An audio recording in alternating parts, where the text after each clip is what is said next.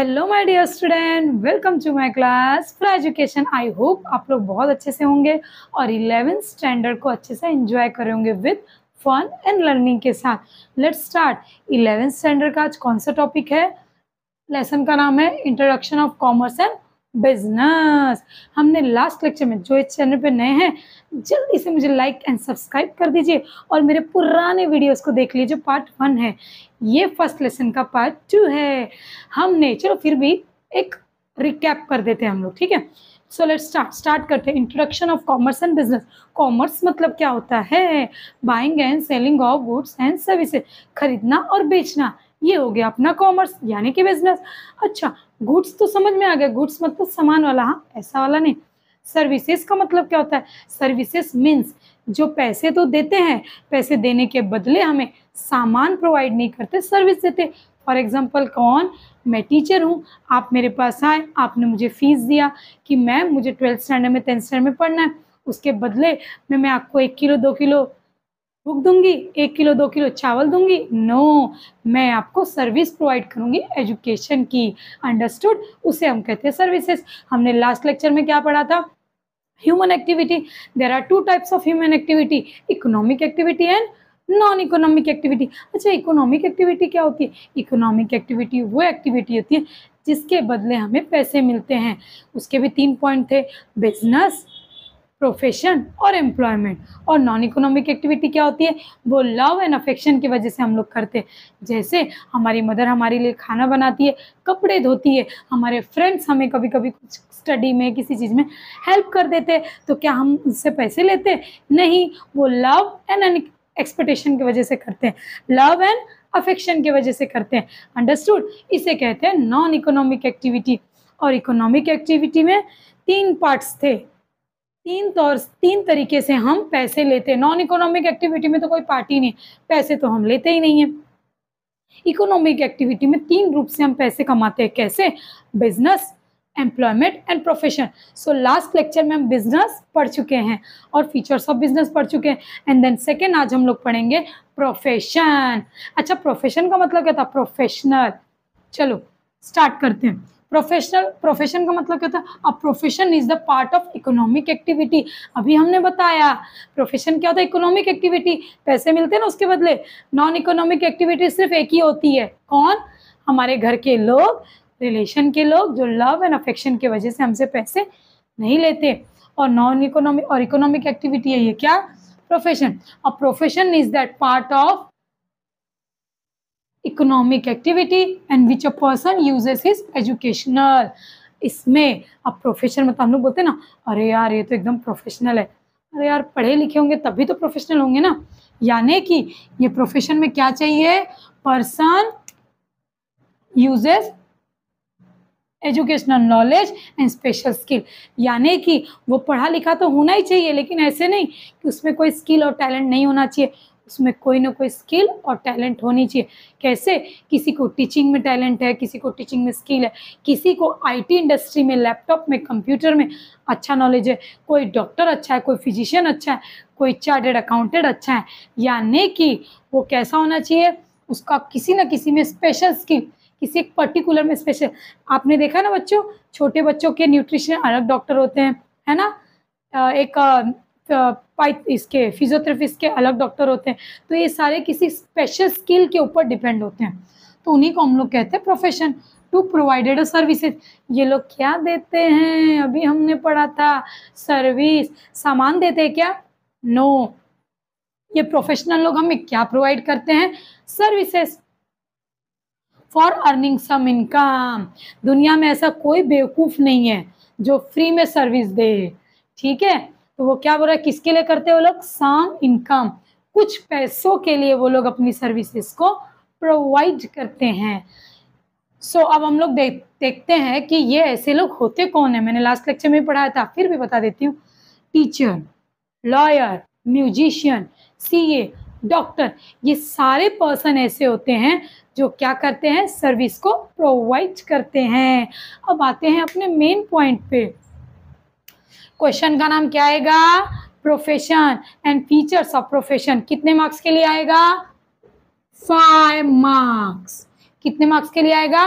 5 marks के लिए आएगा। तो मैम 5 मार्क्स के लिए आएगा तो हमें कितने पेज का आंसर लिखना है, ऐसा क्वेश्चन नहीं पूछने का। देखो मैं बताती हूँ, 5 मार्क्स का क्वेश्चन आएगा, क्वेश्चन पूछेगा profession and right features of profession. तो पहले क्या करना है, मीनिंग डेफिनेशन लिख देना है प्रोफेशन का, एंड देन लिखना है फीचर, और इसके कम से कम मिनिमम 7 पॉइंट आपको लिखना है। इसलिए लास्ट लेक्चर में भी मैंने 7 पॉइंट 8 पॉइंट ही बताया। कितने पॉइंट, 7 पॉइंट। कुछ बच्चे एकदम नॉर्मल होंगे, एकदम उन्हें आती ही नहीं होगी इंग्लिश, जो हिंदी मीडियम से 10th पढ़ के 11th में गए, उनके लिए 6 पॉइंट है। अंडरस्टूड। स्टार्ट करते हैं। 5 मार्क्स के लिए क्वेश्चन आएगा, क्वेश्चन का नाम profession, right features of profession. लिख दिए प्रोफेशन का क्या मतलब होता है, हो गया। फीचर्स, सबसे पहला पॉइंट देखते हैं, एम। क्या है, एम। एम मतलब क्या होता है, हमारा लक्ष्य, हमारा टारगेट, हमारा अचीवमेंट। अरे हर बिजनेस का क्या अचीवमेंट और टारगेट होता है भाई, अपने बिजनेस को अच्छा ग्रोथ करो। ऐसे ही हर प्रोफेशन का क्या होता है एम, हर प्रोफेशन आदमी क्या सोचता है, जितनी मेरी काबिलियत है, जितना मेरे अंदर स्किल है, उस हिसाब से मुझे क्या मिलनी चाहिए, पैसे, फीस। अंडरस्टूड। देखो हम लोग यहाँ पे, आप अपनी बुक खोलो, स्टार्ट कर दे, बुक के डेफिनेशन से देखते हैं 1 by 1। ओके, देखो क्या बोला एम में, देखो हाँ, every profession is a practice for earning a money.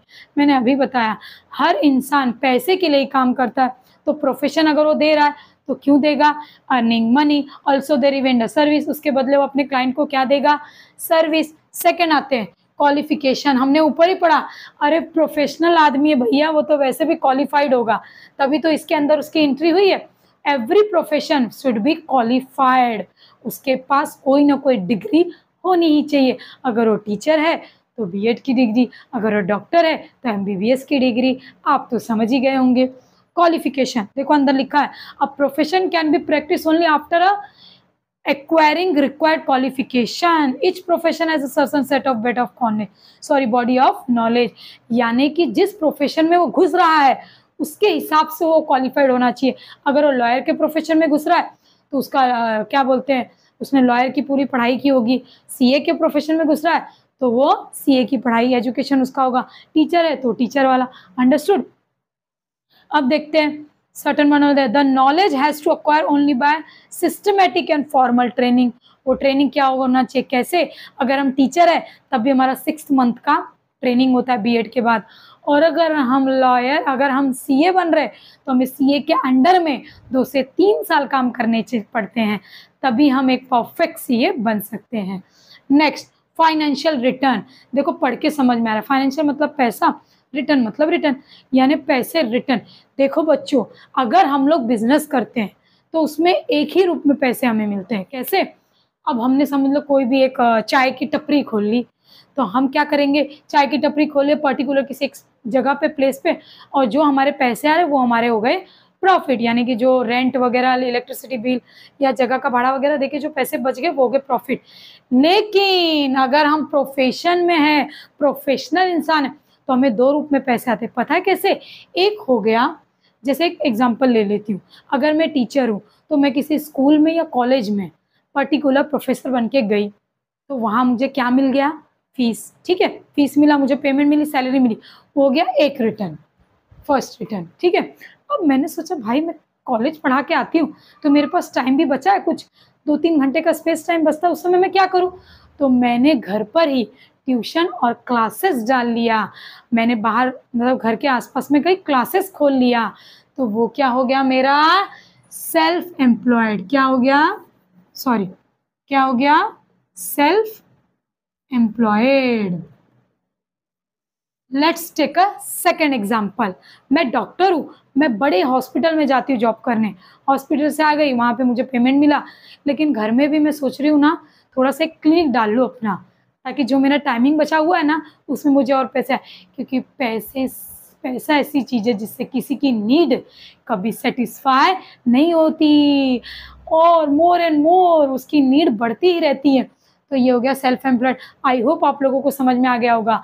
एक प्रोफेशनल इंसान की 2 रूप में पैसे आते हैं। एक, जब वो कहीं पे जॉब करता है, प्रोफेशनली कहीं पे वर्क करता है, उसके बीच उसे पैसे मिलते, फीस मिलती है। एंड देन सेकेंड, जब वो सेल्फ एम्प्लॉयड करता है, खुद का कोई काम। अंडरस्टूड। अब आते हैं नेक्स्ट कैपिटल। ये दोनों पॉइंट एक दूसरे से जुड़े हुए। अब आप लोग बोलोगे मैम ये कैपिटल क्या है? देखो मैं बताती हूँ। कैपिटल ऑलमोस्ट बिजनेस वाले लोगों को लगता है, मुझे बड़ा सा गारमेंट का शॉप खोलना है तो मुझे कहीं ना कहीं कैपिटल लगेगा, बड़ी सिलाई मशीन, बड़ा सा जगह, स्पेस, ये सब लगेगा ना, और वर्कर लगेंगे, इलेक्ट्रिसिटी लगेगी, बहुत सारी चीज़ें लगेगी, XYZ। हमें कोई भी बिजनेस खोलने के लिए जो सामान लगता है उसे हम क्या कहते हैं? कैपिटल। लेकिन मैम ये तो प्रोफेशन है, बिजनेस में कैपिटल लगता है, यहाँ क्यों लगा? लगेगा ना भैया, मैं टीचर हूँ, मैंने सोचा चलो घर पे भी ट्यूशन क्लासेस खोलूँ तो कैपिटल लगेगा ना। बेंचेस, व्हाइट बोर्ड और जगह। अंडरस्टूड। तो ये कैपिटल इससे जुड़ा हुआ है। अंदर पढ़ते हैं। A profession can be practiced independently or professionally except a job any organization independent profession require huge capital। अगर आप खुद का कुछ करोगे तो आपको कैपिटल की ह्यूज मतलब बड़ा, हाँ जरूरत पड़ेगी। लेकिन अगर आप, मैं हॉस्पिटल में गई हूँ, मैं टीचर हूँ, मैं किसी स्कूल में पढ़ाने गई हूँ तो वहाँ मुझे बेंच ये वो की जरूरत नहीं पड़ेगी, वो खुद स्कूल वाले करेंगे। मैं डॉक्टर हूँ तो वो खुद वो लोग करेंगे। लेकिन अगर मैं खुद का घर पे बिजनेस खोल रही हूँ तो मुझे ह्यूज कैपिटल की जरूरत 100% पड़ेगी, क्योंकि without capital they can not run a business. Okay, next registration and membership. I hope बच्चों इतना आपको अच्छे से समझ में आ रहा होगा। बिल्कुल भी बोर मत होना, अपनी सीट पकड़ कर रखना। नेक्स्ट आगे रजिस्ट्रेशन ऑफ मेंबरशिप। देखो हर प्रोफेशन, जो प्रोफेशन करते हैं बिजनेस प्रोफेशनली जो वर्क करते हैं, उनको एक काउंसिल कमेटी होती है जो इस कामों में उन्हें आगे बढ़ाती है, मोटिवेट करती है। किसे? प्रोफेशनल इंसान को। अब प्रोफेशनल इंसान कौन कौन होते हैं? Doctor, teacher, lawyer, musician, CA। Next registration and membership पढ़ते देखो। Some profession have a council which regulated the activity of professional. वो उसका काउंसिल करते हैं, किसका किसका? Bar council of India for lawyer, ICSI of chartered accountant, Indian medical association for doctor. देखो इसमें भी सब कौन लोग आ रहे हैं? कौन लोग आ रहे हैं? प्रोफेशनल लोग आ रहे हैं। एंड नेक्स्ट, इसमें कुछ इतना इंपॉर्टेंट नहीं है, जो मैंने वर्ड्स बोले उसमें थोड़ा सा और ओन डाल के लिख देना। मैंने आपको पहले बोला था बच्चों 11th स्टैंडर्ड में, जिसने मेरा फर्स्ट लेक्चर नहीं देखा प्लीज मैं रिक्वेस्ट करती हूँ, मेरी हम्बल रिक्वेस्ट है कि जाओ फ्रा एजुकेशन चैनल के 11th स्टैंडर्ड के फर्स्ट लेक्चर को जरूर देखो। Next, non transferability. क्या है? Non transferability. चलो एक एग्जांपल बता दी, क्योंकि एग्जांपल से ना जल्दी दिमाग में घुसता है। अगर मुझे कुछ हो गया, लक बाय चांस, ठीक है, मुझे कुछ हो गया तो ऑटोमेटिकली मेरा जो भी जितना भी मेरे पास है सारी प्रॉपर्टीज वो डायरेक्टली मेरे सन या डॉटर को मिल जाएगी। लेकिन जो मेरी डिग्री है वो मिलेगी क्या? नहीं। अगर मैं बिजनेस कर रही हूँ, जैसे मैं ट्यूशन पढ़ा रही हूँ, तो ये मैं अपने डॉटर या सन को डायरेक्टली देके जा सकती हूँ, लेकिन डिग्री नहीं। यानी कि बिजनेस ट्रांसफर हो सकता है लेकिन प्रोफेशन ट्रांसफर नहीं हो सकता है। मैं चाह कर भी, मेरा मन तो करेगा कि मैं अपने बेटी को या बेटे को ये डिग्री दे दूं जो फ्री में घर बैठे उनको मिल जाए, लेकिन ऐसा इम्पॉसिबल है क्या? It is impossible. जैसे एक डॉक्टर है, वो चाहता है कि मैं MBBS की डिग्री अपने बच्चे को दे सकता है क्या? नहीं। समझ में आ गया ना? नॉन ट्रांसफरेबिलिटी यानी कि एवरी प्रोफेशन ट्रांसफर नहीं हो सकता। बिजनेस तो ट्रांसफर हो सकता है बट प्रोफेशन नहीं। चलो अंदर देखते हैं। A profession cannot be transferred to the other person on the will of professional। will मतलब क्या होता है? जैसे एक एग्रीमेंट वगैरह बनता है ना, डॉक्यूमेंट, जैसे कि हम मर गए तो हमारे बच्चों को मिलती प्रॉपर्टी, वैसा नहीं हो सकता है। एग्जाम्पल लिखा है, a doctor can not transfer is a medical practice to is a son और daughter who has not completed concern medical education. जब तक उसका बेटा खुद जाके मेडिकल की डिग्री नहीं हासिल कर लेता तब तक ये प्रोफेशन उसे डिग्री को कन्वर्ट नहीं कर सकते, ट्रांसफर नहीं। पर ऐसा होना चाहिए ना, अच्छा होता है ना। चलो next, nature of work. Nature of work का मतलब क्या होता है? नेचर यानी कि उसका नेचर। नेचर ऑफ वर्क, काम करने का तरीका प्रोफेशन का किस लिए होता है? अच्छा क्या होता है बताओ? अरे पैसे। अब प्रोफेशनल चार्जेस फीस।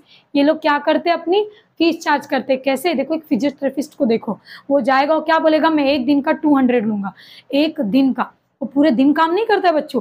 वो जाता है, जैसे हाथ या पैर में कहीं चोट लगी है, मोच आई, तो वो उसको ठीक करता है। वो एक दिन का पर डे का वो करता है। जैसे हम टीचर है, हम भी पर डे का लेक्चर अटेंड करते हैं, पैसे लेते हैं, तो क्या पूरे दिन लेक्चर देते हैं? नहीं। देखो, एम्प्लॉयमेंट और प्रोफेशन में यही डिफरेंस है।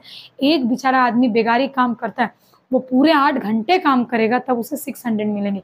लेकिन अगर आप प्रोफेशनल हो, आप टीचर हो, डॉक्टर हो, म्यूजिशियन हो, कुछ भी हो, आप क्या बोलोगे? मेरे 1 घंटे का चार्जेस लूंगा, मैं इतना फीस देना है तब मैं आऊँगा। तो क्या बोला है नेचर ऑफ वर्क? इसका नेचर क्या होता है? ये फीस चार्ज करता है उसके रिक्वायरमेंट पे, उसके स्किल और टैलेंट पे। भाई मैं टीचर हूँ तो इतना, डॉक्टर हूँ तो इतना, म्यूजिशियन हूँ तो इतना, और सीए हूँ तो इतना। कभी भी याद रखना बच्चों, ये सीए, डॉक्टर, टीचर, ये लोग 24 आवर्स में 12 घंटे कभी काम नहीं करते। एक बिजनेसमैन करेगा, वो गधों की तरह काम करेगा, लेकिन प्रोफेशनल इंसान कभी नहीं करेगा।